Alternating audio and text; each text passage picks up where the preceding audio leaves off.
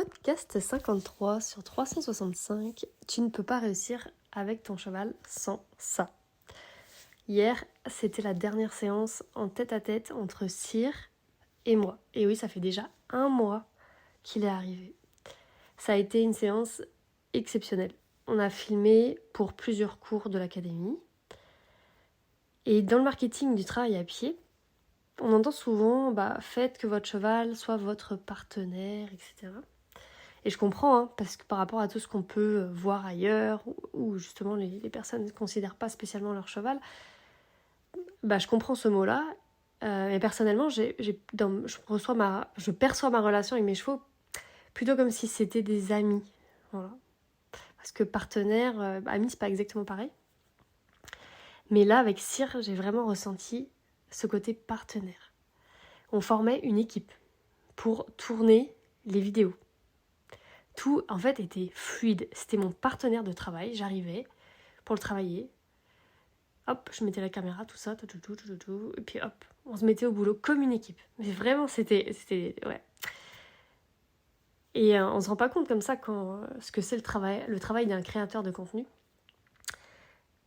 Mais en plus de travailler le cheval, pour le travailler, parce qu'il est là pour ça, je crée aussi du contenu. Donc avec lui, je filmais en parlant directement. Ça dépend desquels, mais la plupart du temps. Parce que c'est plus facile que de mettre la voix off derrière. Ça me permet de tout expliquer directement. Et du coup, ça demande d'avoir préparé à l'avance qu'est-ce que je vais filmer, pourquoi, donc dans quelle intention, dans quelle partie, pour quel cours, etc., etc. Il y a tellement de choses à dire qu'on peut vite se perdre et partir dans tous les sens. Donc ça demande vraiment d'avoir travaillé en amont et d'avoir défini ce que je vais travailler et ce qui reste cohérent par rapport à ce que j'ai à travailler avec lui. Donc Cyr, ce qui est intéressant avec lui, c'est qu'il ne connaissait pas grand-chose. Et donc j'ai pu filmer une grande partie de la partie 1 de l'académie qui va sortir en septembre. Où j'ai déjà beaucoup de films et je voulais rajouter des choses.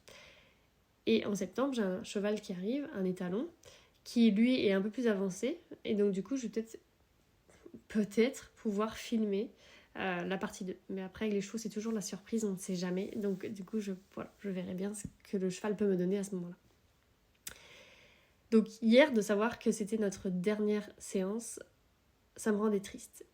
Et en même temps, j'étais remplie de gratitude pour ce cheval. Je l'apprécie vraiment. On a réalisé des choses ensemble. On a même créé une formation courte ensemble, que vous suivez actuellement d'ailleurs pour certains d'entre vous. Depuis le premier jour où je l'ai vu, je l'ai aimé. Quand on a fait nos premières séances, je l'ai aimé. C'était dans le pré pendant une semaine, parce que comme il était très rouge à l'extérieur, je ne pouvais pas le sortir tant qu'on n'avait pas mis en place une communication de base pour que chacun puisse être en sécurité. Quand il a sauté la carrière, la deuxième semaine, je ne sais pas si vous vous rappelez, quand j'ai essayé un exercice en liberté et qu'il a sauté, je l'ai aimé. Quand on était bloqué sur le coucher, j'arrivais pas du tout. Je l'ai aimé. Quand il se sentait mal et que je bâillais pendant des heures en empathie, notamment quand je lui apprenais à baisser la tête et que je touchais avec le stick derrière les oreilles et tout ça, je l'ai aimé. Donc ça peut paraître cliché de dire ça, encore une fois, parce que du coup, des fois, j'ai l'impression d'être dans les clichés, mais pourtant, c'est la réalité. Aimer son cheval, c'est une des clés pour y arriver. Et quand j'ai un cheval au travail, je l'aime. J'aime les chevaux. Chaque relation est très différente, mais je les aime tous. Par exemple, Agouni, que j'avais eu 2 mois avant, on était un peu genre potes, meilleurs potes. Vas-y, tape la mise et tout pendant les NEMA, c'était très drôle. Là, avec Cyr, il y a une tendresse très forte.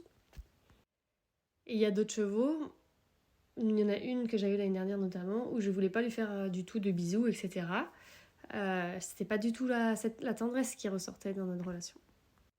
Donc, chaque relation peut se vivre différemment, mais il y a un noyau fort, l'amour. Donc, ça ne fait pas tout, c'est sûr, mais ça aide beaucoup. Après, il y a quand même un truc qui est relié à l'amour, dont je veux te parler, qui là, par contre, peut être paralysant. Donc, avoir peur que notre cheval ne nous aime pas, ça peut empêcher la progression. Avoir cette impression de trop aimer son cheval et que ce soit pas réciproque. Ça, c'est toxique pour la relation. Tu vois, parce que notre amour, parce qu'on aime tellement nos chevals, et ben, nous empêche d'être clair, d'être juste et d'être en empathie. Donc si à chaque difficulté, par exemple avec Cyr, parce qu'il y en a eu, on peut pas dire qu'il n'y en a pas eu, tu as suivi chaque jour, j'en parlais régulièrement quand même. Si à chaque fois qu'il y avait une difficulté, je me t'ai dit, Cyr m'aime pas, bah j'aurais jamais pu réussir ce que j'ai réussi avec lui. Qu'il m'aime ou non, peu importe. Moi, je l'aime et c'est ça qui compte. C'est ça qui me donne des ailes. Pour pouvoir aimer pleinement et profiter de cette relation durant 1 mois, je l'ai mis en priorité. Pour ne pas être fatiguée et pouvoir ressentir pleinement l'amour, profiter des séances, tirer le meilleur de nous deux en fait. Par exemple, quand j'ai senti que je commençais à fatiguer, quand même, à un moment donné, je suis passée à 4 séances par semaine au lieu de 5. Qualité avant la quantité. Alors, pose-toi ces 2 questions.